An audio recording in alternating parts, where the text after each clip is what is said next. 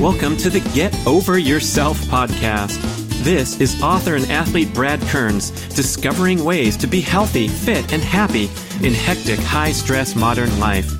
So let's slow down and take a deep breath, take a cold plunge, and expertly balance that competitive intensity with an appreciation of the journey. That's the theme of the show. Here we go. The Get Over Yourself podcast is brought to you by Almost Heaven, beautiful compact home use sauna kits, ancestral supplements, grass-fed organ meats in a capsule, DNA Fit, genetic testing for custom diet and exercise recommendations, Integro Health, high-potency liquid probiotic called Flourish, Organifi, organic powdered superfoods, delicious green, gold, and red powders, Wild Idea Buffalo, sustainable, grass-fed, beyond organic, and check out the bradkearns.com/shop page. That's my personal selection of favorite products for health, fitness, and peak performance. And here we go with the show. Having a ketone supplement to lose weight is rather nonsensical. You're always going to be living, one stressful day away from heading back to the popcorn and cheesecake and cookies and, piles of stuff that you know is bad for you. So alcohol as alcohol is not good, right? It's a solvent. But what happens is your liver, if you drink slowly, your liver processes it into acetate and can make ketones out of it or can make fat out of it.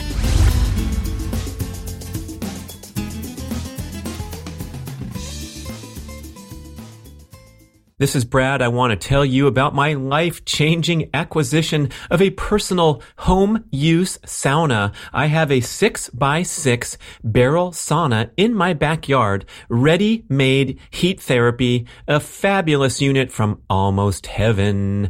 Check out their website. You can very affordably order your own sauna for installation in your backyard or garage and have a sauna experience, the fabulous health benefits accruing from exposure to hot temperatures. Get that sweat going. These are beautiful traditional dry barrel saunas where you splash the water on the rocks, go in there and relax. It's become a social centerpiece at my home. People traveling from far and wide to come check out the barrel sauna, turn the dial or set the timer and walk in to 200 degrees in the Caribbean seas. For some reason, people like to come to the sauna more than my cold tub. Go figure. Check out almostheaven.com and their beautiful natural wood designs, and pretty soon, surprisingly affordable, you will be in the home sauna business. Hey listeners, more from Dr. Cate Shanahan. I hope you thoroughly enjoyed the first show where we got to know all about her background, especially the 4 pillars of the human diet. And now we keep rolling. We had some great momentum and a wonderful stay at her home in Connecticut. And I said, let's throw down and call this show Dr. Cate Setting Us Straight. So we get into some of the conventional notions, especially about the ketogenic diet, as well as many other topics, including supplements, the use of caffeine, the pros and cons of using caffeine, because I've stayed away from caffeine my entire life. And then she basically said that all my belief systems were bullshit and that caffeine would be just fine for me to indulge in. So maybe I'll start drinking coffee, I don't know, on those mornings when I'm a little tired. Anyway, regarding the keto thing, I think setting everyone straight is really important because the runaway success of the ketogenic diet has brought in a lot of hype and misinformation.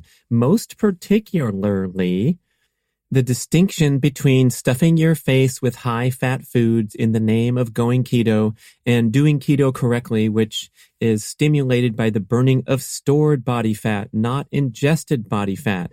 Straight up. Wow. Enjoy the show. Just going to set us straight. It's a very important show to listen to, especially if you are deep into the health scene like I am and always willing to try the latest, greatest diet, supplement, even fitness practice that's going to get you a 5% advantage, that kind of thinking. Of course, you could have worse problems like being a lazy ass that won't get off the couch, but I think we need to check our enthusiasm sometimes and run it through Dr. Cate's bullshit meter, which is on fire during this show. Enjoy more from Dr. Cate Shanahan in Connecticut, but not for long. She's moving to Florida. Whew. Here we go, rolling. And this is picking up the conversation from last night's wonderful dinner by our gourmet chef, our catered meal by Luke, who happens to be in-house. He's an in-house at your disposal frequently. Had that great meal from the great local Connecticut market and the quality meats. One of the highlights of living here, you said. But we got into assorted matters of interest, and I'm asking you some point-blank questions, and you're like, bullshit. And then I ask you another question, bullshit as well. So this is like the bullshit meter is turned on. We got a red light. We could turn on the neon sign. First topic, keto and the incredible hype and popularity of the ketogenic diet. There's some do's and don'ts, it turns out, and there's some misunderstandings and misinterpretations. So where do we start? Turn on the mic. I guess you could start with, you don't need to follow a ketogenic diet to get all the benefits of ketones and for your body to produce ketones, right? Because your body a healthy body will naturally produce ketones from your body fat when you go long enough between meals that you are sourcing your body fat as a source of energy. It only happens, you can only do it if you're healthy enough, if your metabolism is not in this unhealthy state that we call insulin resistance, or if you're experiencing hyperinsulinemia or pre-diabetes, which is kind of the same thing gone a little bit farther down the road of disease, and then diabetes, which is even further down the road. So when you're insulin resistant, pre-diabetic or diabetic, it's very difficult for your body to produce ketones, even following a ketogenic diet. So this is why a lot of folks feel like they don't do so well, on a ketogenic diet, partly because they really need sugar. They're not healthy enough to be able to produce ketones. So they're just not quite ready for it. So that's why with the Fat Burn Fix, I'm going to have them get ready for that. Eventually. Well, you helped us work through the keto reset diet protocol where we had this first phase, the 21-day metabolism reset, where it was like, hey, ditch grains and sugars and bad vegetable oils before we even talk about this keto stuff, because we want you to get skilled at burning body fat. So if you try it without the requisite skills in place, what's going to happen? In other words, I'm going to do keto. I'm going to cut my carbs. So how many carbs? 50 grams a day. Okay, I'm going to jump from point A to point B. What happens? You might feel kind of bad. Like this is what they call the keto flu, right? Sometimes it can come from that. But so what a lot of people do to get by with that and still be following a ketogenic diet is to snack, right? So they'll snack on high fat and protein foods, which can definitely help because it's not necessarily going to help you produce ketones or lose weight, but it helps you get away from this dependence on sugar. So the justification for dumping a giant glob of butter in your coffee or hitting the bacon really hard 4 times a day is that it's keeping you away from the dark side of retreating back into sugar. Or hopefully it is because you're satiated with I always say, just have a handful of macadamia nuts if you're dreaming of a Cliff Bar in the afternoon, and that could be a stopgap. Yeah, I mean, that might work. Yes, absolutely. But if you're trying to lose weight, having, a handful of macadamia nuts can have 200 calories. You do 2 handfuls, that's 400. Suddenly now you're talking about if you're my height and you're trying to lose weight, that could make it impossible to lose weight. So if you're not able to make it that full span of time between meals, then you want to have, you want to be very careful about how much calories you actually consume as part of a snack. And that's why I have a whole protocol for it in the Fat Burn Fix that I get people through it without having to do that, because I want to get people off snacks, basically. Yeah. So what's the issue if you're snacking in a healthy manner and eating keto-friendly snacks? Right. Well, so truly there is no such thing as a healthy snack, right? Healthy snack, oxymoron. Because snack on that for a moment. Because it's always going to be better to get your metabolism healthy enough so that you can burn body fat and you don't need snacks, right? So if you snack, you're possibly preventing that from happening, right? You're preventing yourself from dipping into your body fat, and you know, burning body fat is absolutely essential to producing ketones. Oh, but wait a second. What about my powdered ketone supplement or my bacon and butter regimen? Right. So the idea of having a ketone supplement to lose weight is rather nonsensical. You're going to get the benefits, the brain benefits and the energy boosting benefits of ketones, so that it makes sense on that level, but not to help you lose weight, because ultimately to lose weight, you have to burn your body fat.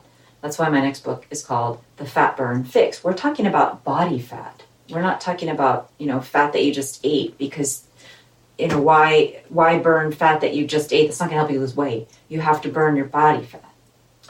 Again, we're just trying to progress toward this state of metabolic flexibility where burning body fat and dialing in whatever desired body composition we want is a piece of cake. It's like I call it putting your hand on the dial and saying, yeah, I want to drop 3 more pounds. I'm just going to turn the dial and then make it happen. So if you're progressing toward that goal, I think supplements can come into play if they're keeping you away from the dark side. Same with the snacking. But to have that thought in the back of our mind that this keto thing is not about stuffing your face with fat bombs, and instead you're envisioning a wonderful reality where you're just so good at burning body fat that you can give or take a meal. Yeah, it's like, that's why I like the way you talk about metabolic switches and stuff like that. And it's because what you're trying to do is you're just trying to revive your metabolism. You're trying to get your metabolism so that you can burn your body fat. Your body fat will give you ketones. So even if you're following like a 90% carbohydrate diet, you can still generate ketones, right? Just as well as somebody following a 90% fat diet if you're metabolically healthy and flexible. You do so by not eating for a time period. The longer you go, so the more Mr. ketones. Carb dude who eats sweet potatoes for breakfast, quinoa for lunch, and whatever, even a vegan person who's in a high carbohydrate intake pattern, but is getting good at fasting, having these compressed eating windows, whatever the practice is, they can still enjoy the benefits. Absolutely. I mean, it's a common thing with, you know, when people are sick is a common time where people fast. Right. So you told me this when I was concerned about my low keto numbers, and I said, Kate, what's going on? I've fasted for 18 hours. I did a sprint workout, and I pricked my finger and it was 0.3. And you said, well, you know, people that come into the ER with the flu have high skyrocket ketone values because they haven't eaten and they're sick and all that. So you said, don't worry about it. Exactly. Right. That's exactly right. The body will produce ketones if you go long enough without eating. It's inevitable. But many people can't go that long without eating because they start to feel bad, and they start to feel seriously bad in a way that we've actually, it's so common, we have a name for it, that we call it hypoglycemia, and which means literally low blood sugar, but it is, your blood sugar is not literally low necessarily, it's just relatively low. In other words, you need more than your bloodstream can deliver to your brain at any given time. So your brain is not getting enough sugar, and even though your blood sugar might be technically normal, your brain's not getting enough because your bloodstream just simply cannot carry that many calories and sugar. It can't carry that much energy and sugar. We're supposed to be mostly fat-based for most of our energy. And so this is what ketones really are for. I mean, there's one reason that we make ketones, for one organ, the very special organ, the brain. And that's why our body makes ketones. Other organs, our muscles, can use ketones, but the reason nature needed to invent ketones is for the brain, because the brain is protected by this thing called a blood-brain barrier. And the blood-brain barrier prevents big molecules from getting into the brain. And fatty acids are big. And so what all that ketones are is basically partly, pre-sliced fatty acids, and the liver does the slicing. So you can think of it like a fatty acid is like the whole chicken, and the ketones are like the chicken nuggets. You can just the little very special spoiled brain can just kind of, pick them up and doesn't need forks and knives and all that difficult stuff that other cells have to deal with. The brain needs the nuggets. So it just, the ketones diffuse right on in. And as sugar does, but fat can't do that. So that's why nature invented ketones for the brain. So what is the advantage of generating ketones via the burning of stored body fat because you're in caloric deficit or because you haven't eaten, versus jumping into this dietary pattern where all your meals are hitting your macros and they're 75% fat and only 20% protein and 5% carbs? What's the difference in terms of health benefits? We know the difference in weight loss benefits is you're going to lose weight if you're fasting or eating in caloric deficit versus if you're stuffing your face with bacon, butter, and the fat bombs all day. But are there any other concerns or... Well, yeah, you don't make ketones out of the bacon and butter. You make ketones out of your body fat. You don't make it out of ingested fat? Not necessarily. It's a much more rare time or much lower concentration of ketones. So it's all regulated by your hormones, right? What your liver does with your fat is regulated by your hormones. And when you've just eaten, your hormones are such that the fat that your body gets that would be broken down into ketones were you fasting, were your hormones different, actually gets converted into cholesterol. So that, the bacon and butter that you just ate is going to be converted into cholesterol and raise your cholesterol and have your doctor freak out. So, not that your doctor should freak out, but that's a whole other story. But so it's actually a faster, easier way to get into ketosis just by fasting. But as we mentioned, most people are not healthy enough to fast for very long because they have this toxic fat, and their body is going to resist burning fat and insist on burning sugar and make them feel really crappy if they stop eating carbs or just stop eating, right? Because if you feel hungry or hangry or whatever, you can eat some butter or bacon, then you can use that for the other cells in your body, the other organs. They can use that fat, and that preserves whatever sugar your liver is making by gluconeogenesis out of the protein you ate for your brain. But it's a stupid way of doing it, honestly, because why eat protein for your brain to get sugar? That's like a waste of animals. Oh, because you're strictly limiting your carbs. Exactly. Right. So your brain still needs the sugar. So it's going to get it from breaking down muscle tissue in the case if you're not eating enough protein and you're on some crazy diet. Then you're going to feel tired and emaciated. Right. Okay. So that seems like a common screw up, is just not progressing toward this goal of skipping meals and fasting. Most people are doing keto because they want to lose weight. So keto, you're ready for keto once you are no longer needing to fast, and then you can follow keto. You're no longer needing to snack when you can make it between meals. No longer needing to snack. Yeah. Or what about skipping breakfast? You're able to last until noon or some benchmark. You might be ready for keto at that point in time too. And so keto is good. It has a purpose, but it's not everybody's ready for it right off the bat.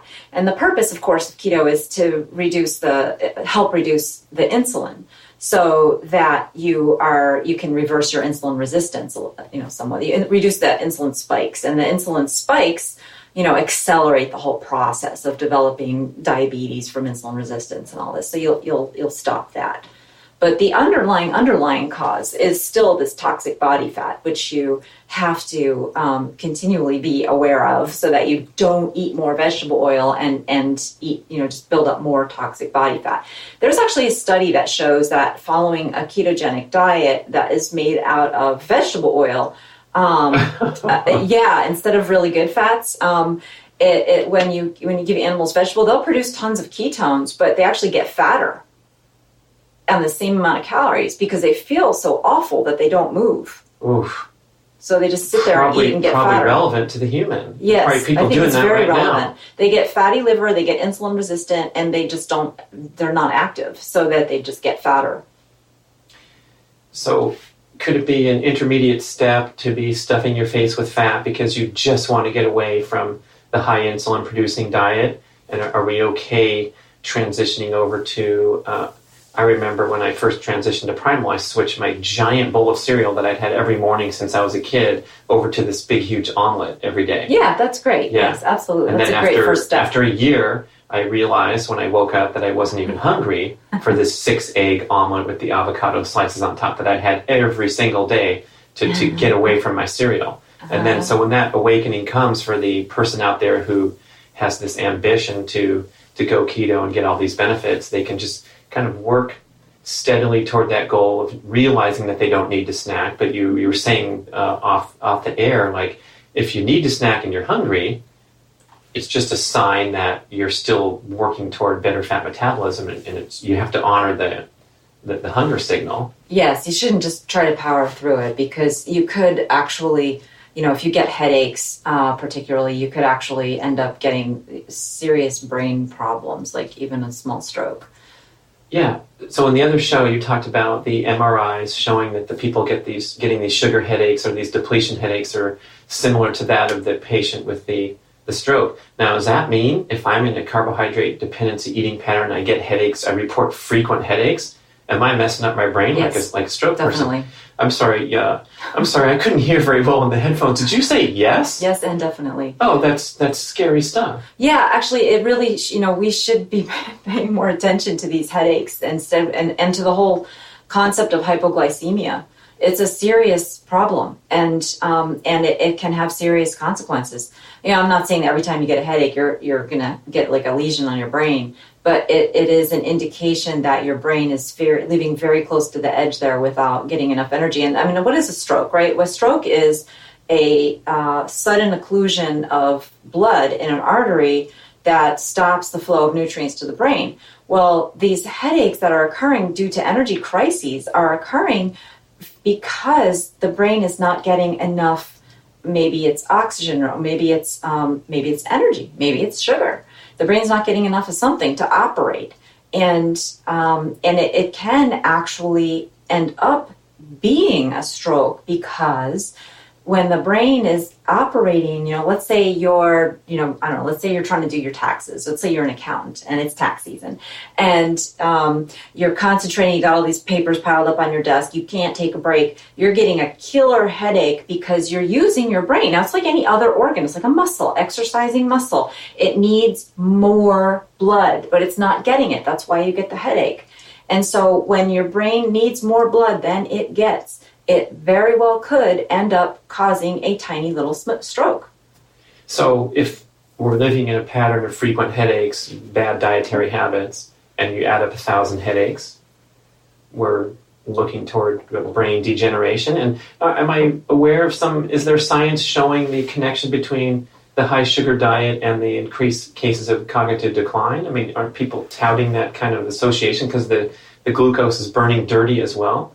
Well, definitely. So those people who study this, like David Perlmutter, Dr. David Perlmutter is kind of on the leading edge of this, at least, publicizing the studies that have been done. I don't think he does any studies himself, but he talks about some really good science. And he keeps showing that, keeps sharing the research where people are developing prediabetes, and prediabetes so strongly correlates with Alzheimer's that he calls Alzheimer's type 3 diabetes. And, I would say that's totally reasonable, because if your brain is dependent on sugar and you can't produce ketones, then you are going to get a lot of these little tiny strokes, and that's going to permanently damage some areas of your brain and can lead to Alzheimer's. That said, a lot of times the brain can still regenerate at any age, and a lot of times people do dramatically better when they change their diet. And in fact, you can see arterial blockages that are 100% clear up when people change their diet on MRI. How long does it take to notice those effects or reverse some of the damage of high sugar eating? So this was just an anecdotal story, and in this particular case, I think it was 35 weeks between MRIs. We don't know how long it really took, but we know that there were 35 weeks between, and one showed 100% blockage, and the other one showed a normal-looking artery. And along with it, there weren't any cognitive tests done, but the MRI was done because the doctor that does these MRIs has an MRI machine in his office just to test visceral fat, actually. He was doing that. He noticed so many people reporting that their brain function was improving. He started doing brain MRIs.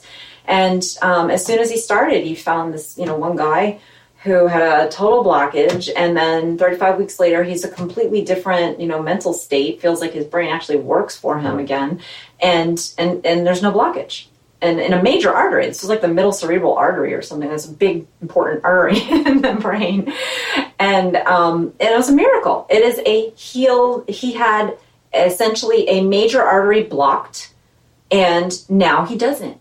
And there was no stent, no surgery, no cardiac surgeon or neurologist saying, I'm going to, open your brain and rewire stuff and route arteries. It was all 100% natural, the body doing what it does when supported by a healthy diet. This was like a pretty extreme dietary transition where the person went keto for a number of weeks or... Well, actually, the goal wasn't really so much keto. The goal was stop eating vegetable oils, and eat whole foods, eat plenty of vegetables, and get lots of whole food protein sources, which includes the fat, fatty fish and fatty cuts of meat and nuts, and just eat a normal diet, basically, a human diet, and that's what did it. Fantastic. Let's do it, but do it the right way. So we can envision this intermediate step of perhaps needing to stuff your face with fat if you come from a world of metabolic damage and all that, and just to keep that satiety going, and I guess keep energy jumping right into the bloodstream while you're someday working toward becoming a good fat burner and a good faster. Yeah, I mean, I feel like I've sort of dissed the keto diet a little too much, but I use it a lot because it's very helpful for people who have carb addiction and sweet tooth and stuff like that. You get away from that association that you have with your own habits, and then that your brain truly has learned to associate sugar and glucose and sweet taste and carbs with energy and its own function being better, being improved. So when you get away, when you're healthy enough to totally drop out your carbs and your sugar, and you do that for an extended period of time, your brain starts to rewire itself, your taste buds start to rewire itself. And that has to happen for any diet to become sustainable, because until you enjoy your diet, until you become somebody who craves healthy foods, you're always going to be living, one stressful day away from heading back to the popcorn and cheesecake and cookies and, piles of stuff that is bad for you. I'm sorry, my earpiece wasn't working. Did you say popcorn on that list? Oh, mercy, that's tough. Now, just for fun, I'm gonna say, hypothetically speaking, maybe when the popcorn machine's going, I really, really enjoy it because I've restricted grains extremely for the last 10 years, pretty cold turkey on any form of grains. But the popcorn is leaked back in there. So is this a constant sort of the presence of these, whatever they are, high glycemic foods? The human's wired to enjoy those, and so working through that and emphasizing the other foods is going to work to a certain extent, but I'm always going to have like a soft spot for popcorn or something. Yeah, it's natural to like the sweet thing. Exactly. But, looking at you and knowing you, I don't think anybody would say you have a problem with eating too much popcorn. Right. And knowing that you also crave actually truly healthy foods, and you do eat a lot of, it's not like we had a big dinner yesterday and you had for dessert something like... we busted out dark chocolate. Exactly. Yeah. So you have it under control. As long as, and that's what the key word there is, control, right? Like as long as the popcorn's not controlling you and you're controlling the popcorn, you can have your popcorn. And I suppose if someone admitted, the pint of ice cream controls me, I have it 5 out of 7 days a week, that's probably there's an underlying condition that's not you're a stupid, sorry-ass loser, but you got something wrong that's pushing you toward there, and the accelerated appetite hormones and things like that the person, like Gary Taub says, is not your fault, as his quote about obesity and so forth. It's because of the hormone dysregulation and the profound cravings for high sugar foods coming from inability to burn fat or the Correct. toxic ingestion of toxic vegetable oils. Exactly. So, I mean, 99% of people who are overweight have the metabolic problem as a core issue that needs to be resolved before they can really, truly regain control, the kind of control that they need to have in order for the diet to become a new lifestyle, which is what you have to do. You can't just follow a ketogenic diet for 6 months and drop 90 pounds and then expect to get back to a regular standard American diet, because that's going to be more vegetable oils. I mean, I would say that you could if we had a normal food chain, the sort of food chain that we had 100 years ago where there was actual food available in the grocery store. But the 66% of the average American's caloric intake comes from 3 ingredients: sugars, refined sugars, flours, and vegetable oils, right? So that leaves 33% for nutrition. No wonder people don't feel good. 66% is junk. It's giving you 3 ingredients of junk. It's giving you calories to burn in a dirty manner because the mitochondria is not activated right. Right. And very little else. Just shortening your lifespan, I guess. Right. And that's what's happened. Because we have, for the first time now, in recorded history, we have children with a shorter life expectancy than their parents.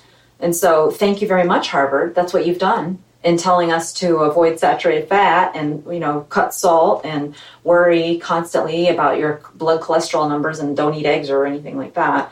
So that's Harvard. That's the legacy of, the Ivy League Medical Association. And the other pillars that we sort of automatically or inherently respect due to, I guess you'd say, branding and brainwashing, but it's a pretty serious accusation. You told me Harvard's bought and sold and everybody knows it. And when that coconut oil thing came out, and I think it's pause for reflection where we don't have time to think critically about this stuff, so we're going to go to our resources, but then it turns out they're cherry-picking information.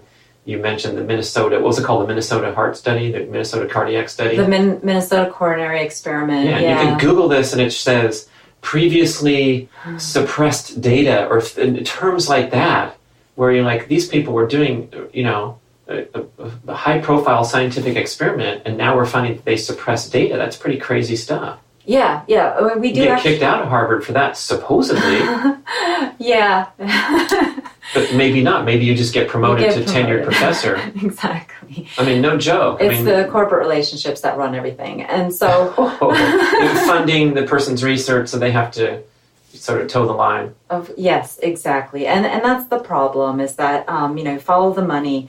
It's a cliche, but we haven't done it when it comes to nutrition science. And, there's like one journalist, Nina Teicholz, who's working in this space. And she has done an amazing job of trying to catch people.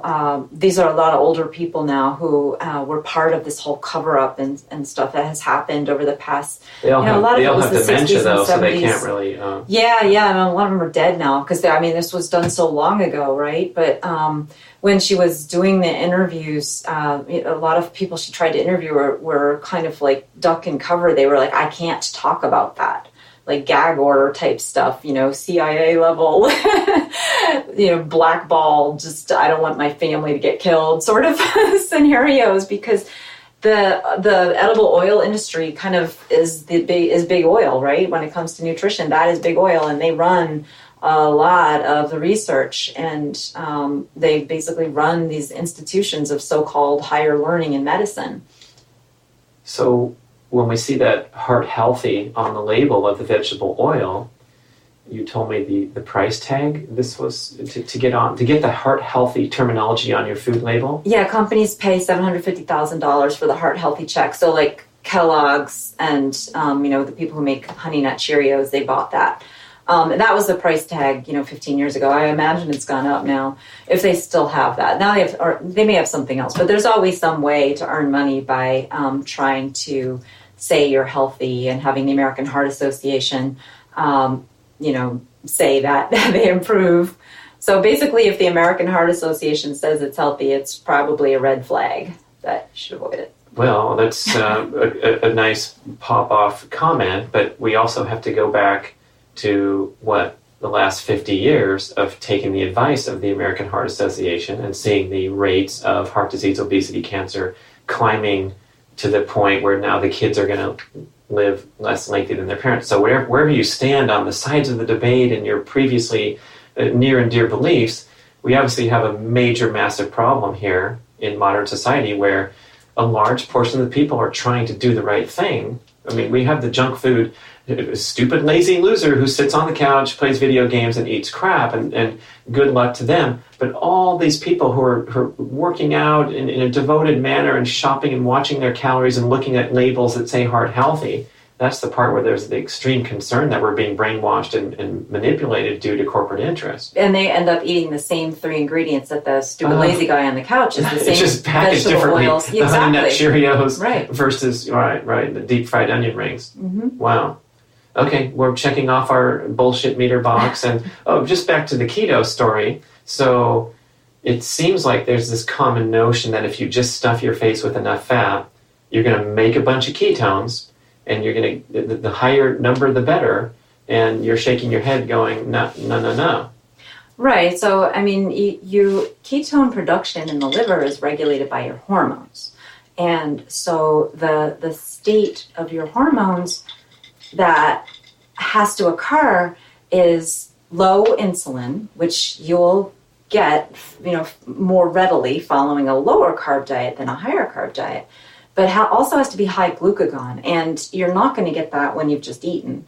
So, and even just a little bit of food will bump up your insulin level enough that shuts down ketone production, because the body has to prepare to store the fat, right? So that's the real thing, is that your body is getting ready to do something different with the fat that it receives. The liver doesn't know where the fat came from. It's just receiving fatty acids.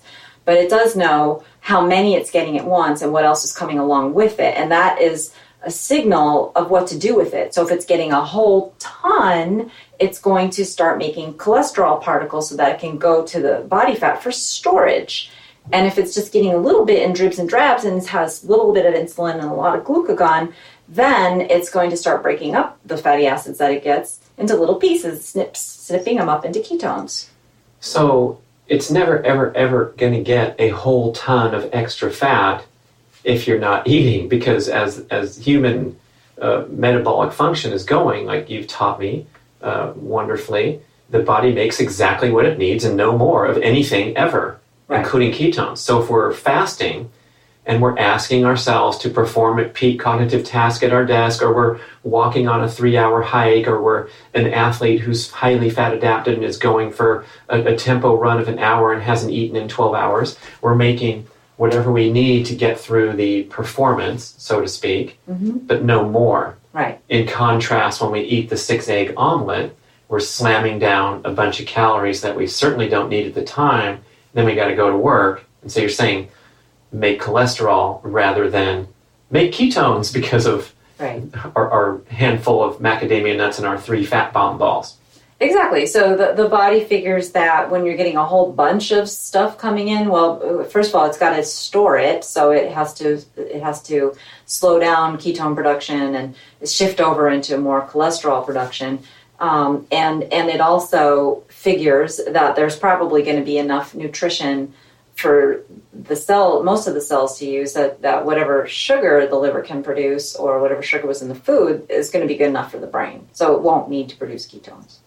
So it's just, if you kind of like think about, well, why does the body do what it does and what does the body need to accomplish, then it really helps you come up with a lot more logical and reasonable explanations for how things are. I think Peter Attia mentioned that you can also make glucose from ingested fats, the glycerol, or from stored fats. So in other words, if you're not... And adjusted, yeah. So they're all triglyceride. So whether it's you ate it or your body, yes, absolutely. And you can make glucose. Mm-hmm. So if you're not good at burning fat, you're not good at fasting, but you decide to go keto and you bought some random book, not the Keto Reset Diet, quoting frequently from Dr. Cate Shanahan, but whatever. You watch a YouTube video and you start just stuffing your face with fat 3 times a day or 5 times a day, or having the snacks and just loading up on fat. I have a great anecdote from my friend's friend who showed up at lunch and whipped out a stick of butter and sliced the butter. Every time she took a bite of whatever was on her plate, she just threw more butter on. Why? Because I'm going keto, right? So if we have this flawed approach, we're defeating the purpose. Well, yeah, I mean, you're eating so many calories that, and how are you going to lose weight if you're eating extra calories? And, calories do matter, right? There's a lot of folks talking about how calories don't matter. No, calories do matter, but they're not the only thing that matters. There's far from the only thing that matters. But it's important to realize that you can eat too many calories on a ketogenic diet very easily because fat is so rich in calories. So, if what you're trying to accomplish is weight loss, then that's definitely a flawed approach. If what you're trying to accomplish is more nutrients from butter and you're getting grass-fed butter, well, then it works for that.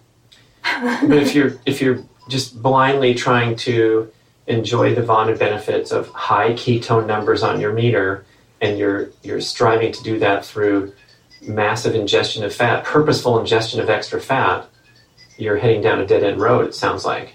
Absolutely. I mean, it's much more efficient to fast, and that's a better way to produce ketones if you're healthy enough. If you try to do that and you don't feel good, then you're not healthy enough and you should do something else, right? Like, you're just not ready for those high numbers just right now. That's all. So you mentioned glucagon, not glycogen, glucagon, which is the counter-regulatory hormone of insulin. So you're saying when you're eating any sort of meal, the glucagon is going to spike?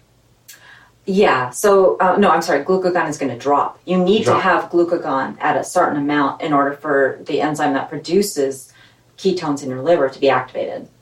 And glucagon's role is, like I said, counter-regulatory. So it's taking things out of storage and putting them into the bloodstream for energy. Correct. The opposite of insulin. Yes. Right. So when you eat anything, glucagon falls. Correct. Doesn't matter the macronutrient composition. Could be a 100% fat snack or macadamia nuts, which are mostly fat. Right. You're going to suppress glucagon and thereby inhibit ketone production. You got it. Exactly. Where do the supplements fall into that? So if you ingest directly, you mainline the ketone drink, you're going to shut off internal ketone production because you just got some with the supplement. So, that's a really good question. I mean, I don't know how ketones themselves regulate. So, because we haven't really studied that. Like, we know how sugar regulates these enzymes. We know how fat regulates. We know how protein. But I don't know how, I personally, off the top of my head, don't fully know. I would imagine it's the same as just like any eating. Like, actually, I would imagine it's very similar to alcohol. Because alcohol is basically precursor to acetate, and ketones are also a precursor to acetate, which is a 2-carbon molecule that. Oh, so now I can drink to help get my keto. You get the benefits. You get the benefits of ketones from alcohol. You won't necessarily see ketones at a high level in your bloodstream, but you get the same benefits in terms of energy for your brain because your brain loves alcohol. No surprise. Bullshit meter turning on. Now, wait a second. Does your brain burn alcohol efficiently? I mean, well, so what happens is that your liver has to process it. So alcohol as alcohol is not good, right? It's a solvent. But what happens is your liver, if you drink slowly, your liver processes it into acetate and can make ketones out of it or can make fat out of it. And a lot of other stuff it can make out of it. But so if let's say you're drinking at this perfect rate where you don't really get too much of an alcohol buzz, most of the alcohol is quickly converted into acetate, your brain is then going to be experiencing the benefits of ketones. And I truly believe that a big part of why people like alcohol is because it gives you this energy benefit to your brain of ketones. Of course, it also is a solvent and it has like all kinds of social lubricant effects, which are wonderful for a lot of folks, and that releases dopamine and whatnot. But you have to really moderate it because it is a solvent and can be toxic. So if you're sipping red wine throughout your evening at the art gallery, yeah, exactly, your brain is making wonderful insights looking at the abstract paintings. Yes, and you are most. Did you make up that term? Alcohol is a social lubricant. That's very nice, descriptive term. I'm feeling a little lubricated here after my wine. Okay. We'll leave the audience to process the rest of that. I stole it from somebody. I have no idea who came up with that. So now with our rapid fire bullshit meter turned on, I want to get to some other topics because you're kind of tripping me out throughout the morning here. And I was talking about my aversion to coffee based on my long-standing belief, highly informed that I am, that I didn't want to ingest a central nervous system stimulant. This dates back to when I was an athlete because I wanted to experience my full fatigue level every day as an athlete, so I would inform my training decision accordingly. I didn't want to slam myself with a coffee and heavy metal music and go out there and pedal when I really was kind of tired and dragging and stiff. And that was my thought process, so that I don't want to pay the price later. And you're going, yeah. So what do you think about that? So caffeine is kind of miraculous in that it like magnifies the effect of your adrenaline. But if you are super tired and you don't have any adrenaline, and then it's going to have no effect. Caffeine's not going to have any effect. It's just not going to pick me up if I'm already down. Yeah, right. Oh. I mean, this is if your metabolism follows the textbook rules. What are all these Nick Nolte saying in the Woody Allen movie where he's staggering around until he gets his cup? Because obviously he looks trashed. Like people are saying, I can't function without my coffee. Well, so what happens is your body's very smart. If you always have coffee, say at 7 a.m, your body says, okay, I'm not going to produce so much of whatever, like cyclic AMP or whatever thing that your cells are getting energy from the adrenaline, or I'm not going to even produce that much adrenaline. I'm just going to wait for the coffee, right? So you habituate to it if it's a ritual kind of a thing. So then you become temporarily dependent on it. And if you go cold turkey, you're going to feel bad for a few days, but then things will restore and you'll be fine again. Or you just cut down gradually and you'll never notice anything. Is it a time of day thing, or is it just the general ingestion of the substance in your body? Your biological clock is used to the jolt? Yes. Your body and your these circadian hormones are very tied to time of day and biological clock. So they keep track of what time it is and what time you're getting your coffee, and they turn up and turn down accordingly. So it'll magnify the effect of adrenaline, and is there any adverse effects to that? If you have like a tendency to get cardiac palpitations, then you can get more palpitations. But they're not considered dangerous. Beyond that, no.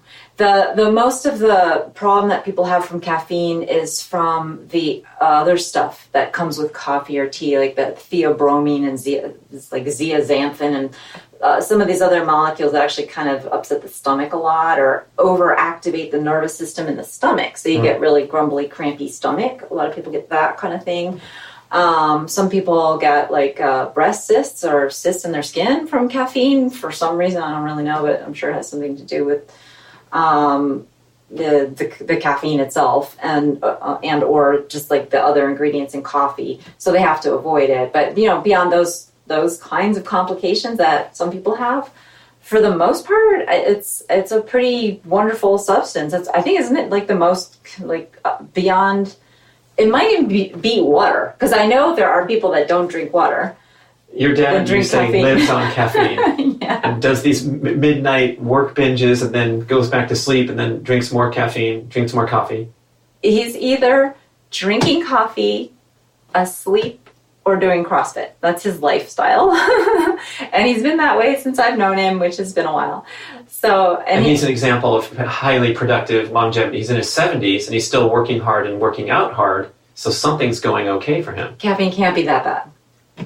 Could you use it as a performance enhancer if it's time to go to your workout at 5 p.m. after a long, difficult day at the office and you're not quite feeling jacked up, or at 3 p.m. when it's time to work on your presentation for tomorrow and you're just dragging ass a little bit? Yeah, so maybe, right? Like it depends if you are able to produce adrenaline. If you get enough adrenaline going on your own, then it magnifies that effect. But if you just are so wiped that you don't really produce enough adrenaline, then it's got nothing to magnify and it's not going to help. So it's not independent. It's not like cocaine. Meth or whatever. Right, exactly. Yeah. It's not like those. It's not in that same category. No, it doesn't work that way. So it's got to take some raw material. mold it. Yeah, okay. So those things work because they are neurotransmitters and they directly stimulate the nerve. So the way caffeine works is the neurotransmitter is adrenaline, and caffeine magnifies that signal. I suppose you would say there's no good outside source of neurotransmitter magical energy that's not going to put you in you're not going to lose teeth eventually. Yeah, I wouldn't. That seems like dangerous territory when you're giving yourself neurotransmitters.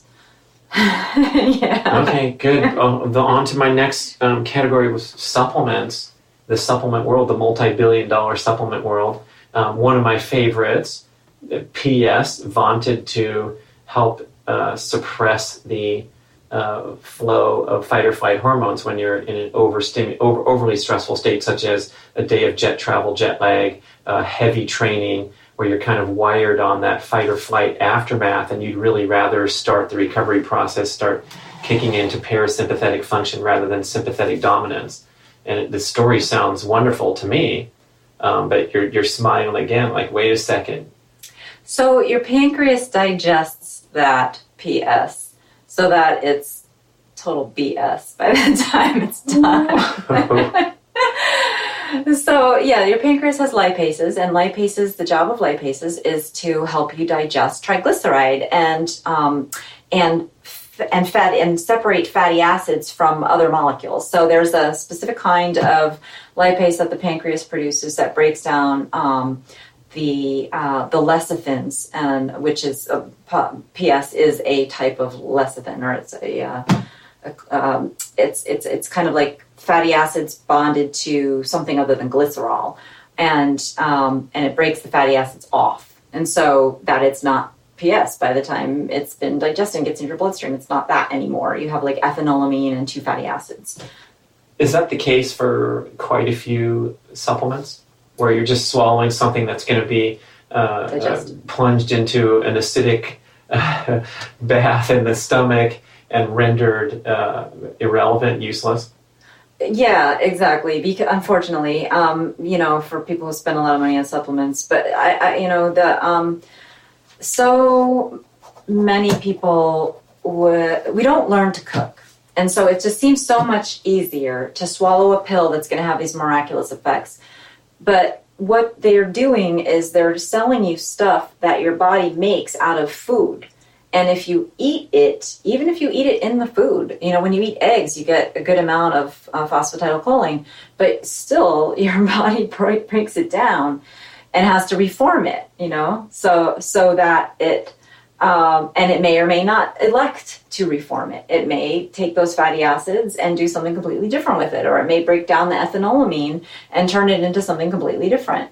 You can't control what the body's going to do once you give it these raw materials, but most supplements are stuff like that, like choline is another example. It's stuff that your cells need to make this, and they need to make it. And if you're eating it and giving it to your body doesn't want to be told what to do. A lot of these things have regulatory effects on the cells. And so when you eat this sort of thing, if your body couldn't digest it, you would be in big trouble. So it's a good thing that you're wasting your money on your supplements, because if you weren't, you would, bad things would happen when you're regulating your metabolism and your cellular activity by what you eat. Because that's not how it's done. The cells need to be in charge of what they're doing, not your supplements that you're taking. So what do you mean it's a good thing that you're spending the money on this stuff? It's a good thing that you're wasting your money on stuff. Yeah. That it turns out that it's a waste of money, because if it actually had an effect, it could be bad. Right. So if I get the message from a functional medicine practitioner or whomever saying you're training so hard, you're depleting your B vitamins, and so you need a B complex as well as you need manganese, and you need this one and you need that one because we've identified you. And some somewhat reputable, let's say it's a blood test or whatever, that's the usual protocol, right? You get tested and they say, oh, you need some more iron if it's a straight up MD looking at your CBC, or if you're going to a woo-woo doctor and they're going to pick out these other things that are going to magically heal you. Do we have a percentage of BS on that whole thought process and that whole protocol of taking targeted supplements? So if you're replacing something that your diet is deficient in, then it's a good thing. If you're replacing something, if you're eating something that you're getting enough of already, it's not really doing you very much good. Any bad? If I'm taking a simple multi that's... No, I mean, not if it's close to balance, right? If it's way imbalanced, which most of them are, then it can be bad. And we know that, like, vitamin A increases the risk of certain kind of lung cancer, and so there's calcium magnesium balance too, right? All the old ladies are taking calcium and they're depleting magnesium accordingly because they're overdosing. Yeah, or their bodies just can't use it without the full complement of stuff, so it ends up in their arteries. And so, there's that U-shaped curve, right? It's bad if you don't get enough, but it's bad if you get too much. And this applies to all the essential nutrients, amino acids, vitamins, minerals. Do you think that we're good at identifying deficiencies? So if I go in and spend hundreds of dollars on some fancy-pantsy test? No, we're very bad at it. It's because the reason is simply that we can't measure what we need to measure. And so you can be peeing, spitting, and donating blood for these tests, but you really need to measure the tissue concentrations, and nobody's taking biopsies. Can you do that to a live person without much trouble? I know you can go take a muscle biopsy and see your fast twitch to slow twitch, but it's super painful apparently and cost prohibitive and all that. And it would also be worthless because we don't know what the normal levels are since no one's done it. Oh, we could be the first few people to start normalizing. Right. Okay, so really, there's no good way to determine... There's one good way. Check all 4 boxes and eat the 4 pillars of world cuisine. Measure what you're eating. And how do you do that? So, my favorite app is the Chronometer. They should be giving me some sort of, they should free ad space on their site because I would direct everybody to a Chronometer, Chronometer. That's the funnest app to use for just it gives you all your vitamins, minerals, amino acids, and stuff like that. And you just type in what you ate and see what you're regularly deficient in day after day, and that's probably something you should supplement. So the RDAs are pretty respectable. That's the best thing we have. Right. We don't have any better. Right. So what Genova Labs is doing, which is very interesting, is they're creating their own sort of database out of what is the spectrum of the population, and they're calling the middle of the road there normal. It may not be, but that's how they define whether you're good or bad. And in a world where we eat mostly junk food and, our metabolism, where 90% of the population is insulin resistant, I'm not sure that that's very, valuable. What they want to do is they want to normalize it to those few percentage of the population that doesn't have insulin resistance, but they're normalizing it to their whole population. So let's go check the Olympic athletes and normalize to that. Right. I mean, it seems like if you took the most exceptional health specimens, like the 107-year-old guy that cut my hair yesterday, and driving from upstate New York, World Speed Golf Championships, to here in southern Connecticut, Mia Moore, my girl, read a news story about this guy who was getting lauded for his longest Guinness World Record, oldest barber. And it's like, wait a second, Newburgh is on our route to Dr. Cate's house, and we stopped off, and this dude gave me a haircut at 107. Yeah, from the 50s, right? Now you look like Don Draper. He got me good. Yeah, he took his time. But something that guy's doing is working, and everyone kind of, they default to, oh, he's lucky, he has good genes, let's write that off, and I'll cross my fingers and hope my fate isn't a disaster like it has been for people in my family tree. And I think that's what your life's work has been about, is to second guess this kind of notion and say, hey, look, if you're not eating the 4 pillars and you're getting 2/3 of your calories from crap, you're tempting fate, right? Absolutely. There's no way you can be as healthy as you should be if that's your diet. And importantly, there's no way you can have children who are as healthy as they could and should be if that's what you've been eating and if that's what you feed them. Is a lot of damage done for the first 18 years where your kid ate too much crap, and now we had a window of time there, like your brain development? Yeah, absolutely. But I mean, like autism, right? Just you're born with that. You can do a lot better when you fix your diet. You can have remarkable turnarounds when you fix your diet, but you are starting from a different baseline. Tragically, right? There's opportunities that are lost all around this country. For the past 50, 60 years, thanks to Harvard. thanks to the lie that created this experiment that we're all living in now, where we're eating 60% of our calories from absolute junk. What was that quote? I mean, you characterize it as the great human experiment. It really has been an experiment to see how many people die. I forget your exact words. It was pretty gnarly. Well, yeah, I don't know what I said, but I mean, it is an experiment that we're all living in, and it's an experiment to see, how much chronic disease we can create. How long we can keep people with chronic diseases alive, and while we continue to foster the development of more chronic disease. We want to keep them alive with prescriptions, right?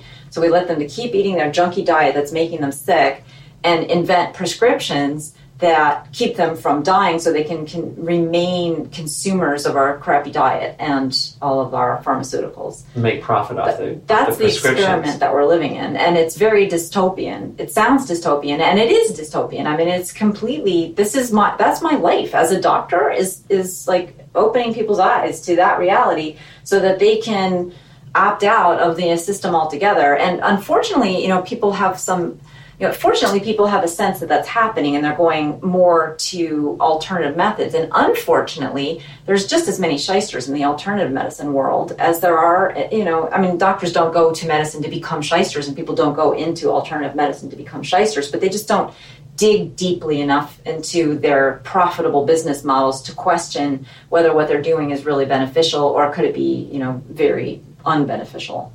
Right.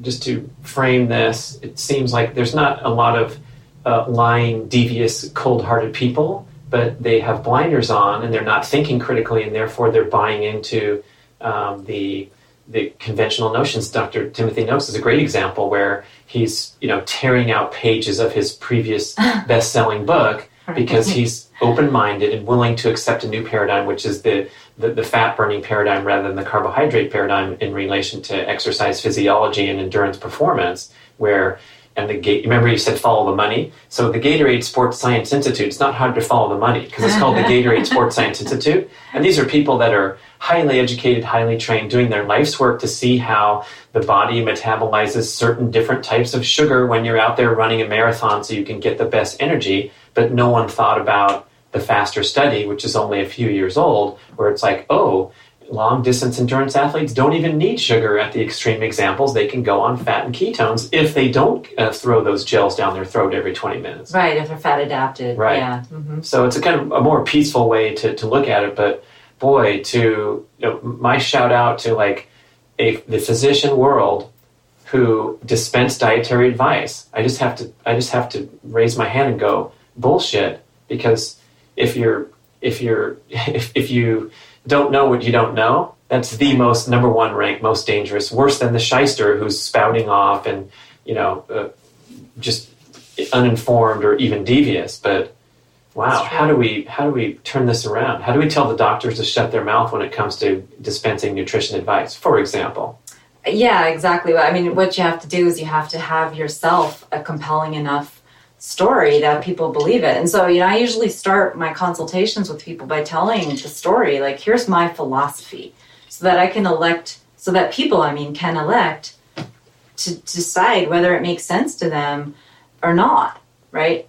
Well, if you go strict hardcore vegan, and so you're departing from this 66% eating shit, and now you're going and having your lentil soup and your brown rice, I imagine any departure from standard American diet is going to generate fabulous, wonderful results. Exactly. Now, the follow-up question would be are we looking at trouble a year later or 2 years later because you're not getting the glycosaminoglycans from the meat on the bone and you're not getting the organ meats, and so you're going to kind of wind down the benefits and you're going to start feeling depleted?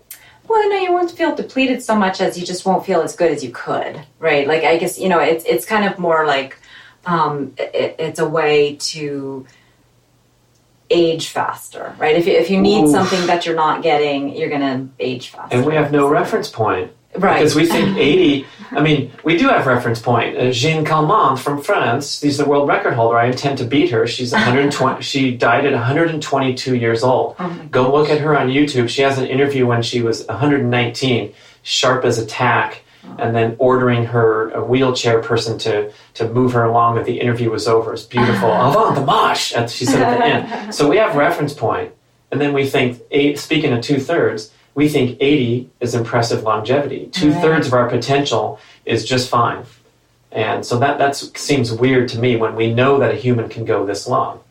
Well, not everybody can, because it really depends on your connective tissue. So, like connective tissue is a big longevity? It is the determining factor of your quality of life as you age. It's what holds you together, right? It's what makes up your joints. It's what makes up your skin. So if you're somebody that has skin that looks pretty good, chances are that your joints also look pretty good. I mean, it's not 100% there, but chances are that what you want is joints that last, and of course, very, very important is your arteries, right? We can't really see these unless we do an ultrasound, but does that people count as get connective aneurysms. Tissue? Yeah, they're made out of connective tissue. Yes. So arteries, skin, joints. They're made out of connective tissue. Okay.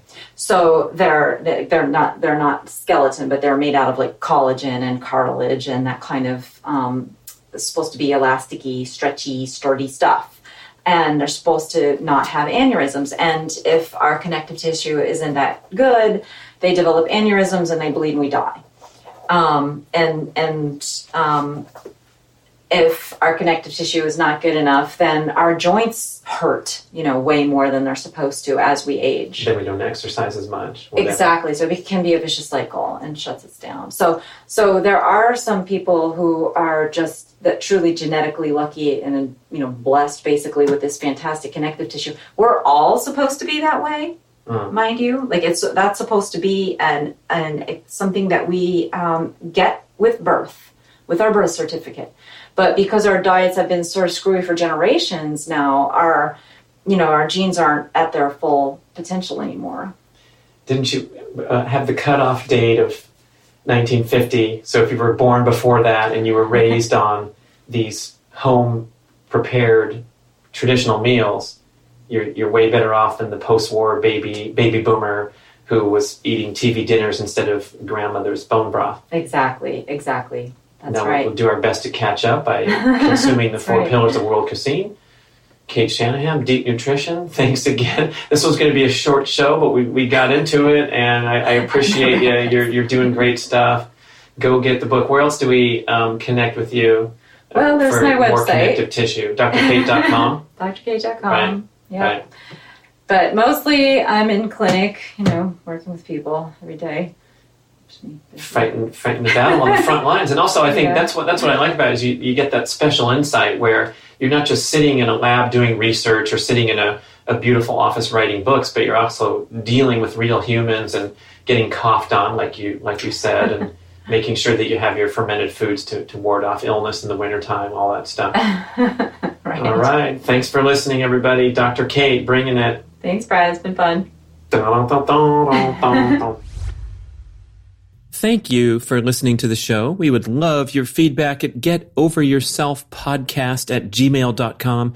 And we would also love if you could leave a rating and a review on iTunes or wherever you listen to podcasts. I know it's a hassle. You have to go to desktop iTunes, click on the tab that says ratings and reviews, and then click to rate the show anywhere from 5 to 5 stars. And it really helps spread the word so more people can find the show and get over themselves, because they need to. Thanks for doing it. Hey, how about a backwards commercial? Are you ready? So, go to Organifishop.com and enter the discount code BRAD for 20% off your order. That's ORGANIFI shop.com. Why would I do something as silly as a backwards commercial? It's because I'm positive you have to try this stuff. Trust me, order some now. It's going to change your life. Organifi is an organic superfood supplement company. They're known for their greens. You take them when you travel, get all your nutrition. But I like their top secret, Organifi Gold, warm relaxation beverage. This is the single best tasting tea you will ever try in your life. So if you want something soothing, delicious, nutritious at the end of your busy, productive day, pour yourself a scoop of Organifi Gold. What's in there?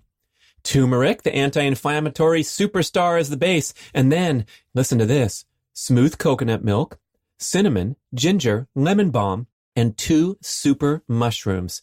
It's legit. It's delicious. Check it all out at Organifishop.com. And don't forget to put in Brad for 20% off. Try Organifi Gold. If you're not totally satisfied, send it back to me and I'll keep it.